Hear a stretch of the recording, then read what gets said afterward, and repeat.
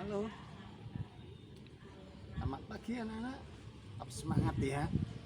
Ya, eh, pada pagi ini Pak Sigit akan menyampaikan materi tentang musyawarah. Itu terdapat di sila keempat ya, kerakyatan yang dipimpin oleh hikmat, kebijaksanaan dalam permusyawaratan, perwakilan. Biasanya sila keempat itu dilambangkan dengan simbol hewan banteng anak-anak. Mengapa banteng? Karena banteng itu hewan yang suka berkumpul.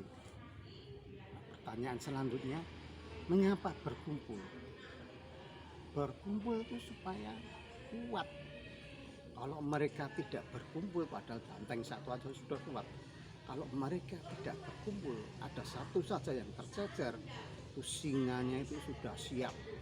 Lawang berkumpul aja singanya berani, apalagi tidak berkumpul. Tapi dengan berkumpul bisa saling menyatu, bisa saling membela, sehingga singanya tidak berani. Nah, itu manfaatnya berkumpul. Maka diambil lambangnya itu banteng. Seperti itu. Selain suka berkumpul, dia itu binatangnya sangat kuat, sangat tegas ya. Kalau dalam bahasa manusia, tegas. Nah anak-anak, bagaimana aplikasinya, penerapannya dalam kehidupan kita sehari-hari, dalam kita bermusyawarah? Ada beberapa aturan sebenarnya yang harus kita perhatikan dalam bermusyawarah itu.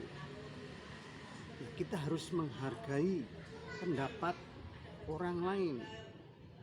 Jangan kita egois mengutamakan pendapat kita sendiri, seolah-olah pendapat kita itu pendapat yang paling bagus. Tidak demikian. Kalau itu nanti semua begitu, tidak akan terjadi musyawarah, pasti bubar itu nanti ya.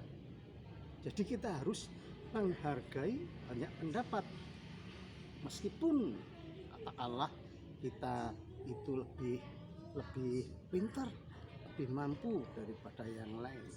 Tapi kita harus pakai ilmu padi. Tahu ilmu padi? Semakin berisi dia akan semakin menunduk. Ya, semakin berisi dia akan semakin menunduk. Kalau orang itu semakin berwawasan jauh, pengetahuan yang jauh, dia pasti akan semakin rendah hati ya, bukan rendah diri. Bukan seperti peribahasa tong kosong berbunyi nyaring aja pokoknya, enggak, no ya. Kembali lagi dalam bermusyawarah itu ya, kita harus mendengarkan satu dengan yang lain. Nah setelah itu nanti kita saring pendapatnya, kita satukan, oke, kita cocok.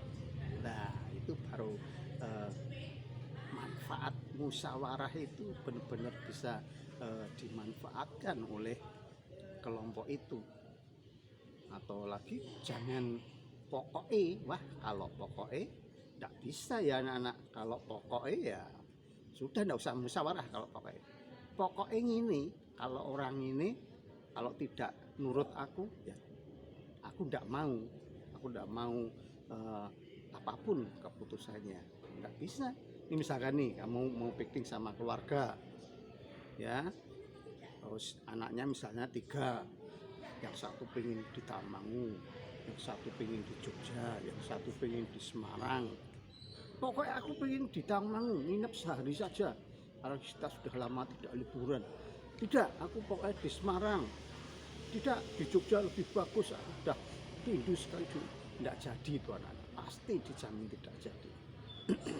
Ya kita harus memperhatikan budgetnya, anggarannya, situasinya, memungkinkan apa tidak.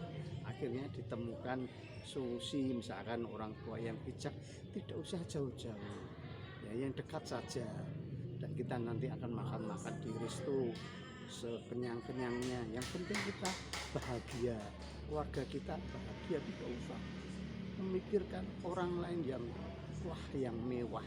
Yang penting kita bahagia. Bagaimana anak-anak, setuju? Oh ya setuju. Nah gitu ya, sederhana saja itu ya. Atau dalam kelas juga pemilihan ketua, saya ketuanya, tidak bisa. Itu harus dipilih, anak-anak harus dipilih oleh orang lain, bukan saya yang harus jadi ketua. Tidak jadi itu nanti musyawarahnya ya.